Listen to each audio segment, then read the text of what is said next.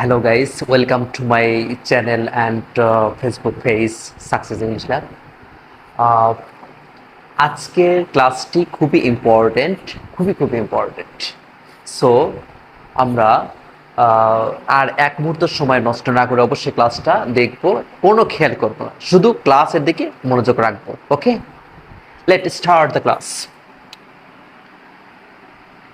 কোনো ওয়ার্ড এ ভাওয়েল এর পরে জিএইচ থাকলে জিএইচ এর সাউন্ড হয় না। ফর এক্সাম্পলস, ব্রাইট, এই ওয়ার্ডটিতে বিআরআই এর পরে জিএইচটি যুক্ত হয়ে ব্রাইট হয়েছে। আমরা দেখতে পাচ্ছি এইখানটিতে ব্রাইট জিএইচ এর পূর্বে একটি ভাওয়েল আই রয়েছে, সো এখানে জিএইচ এর সাউন্ড হবে না।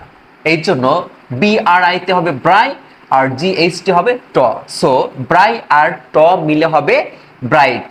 ওকে, ঠিক একইভাবে right, night, light, etcetera. Thank you very much.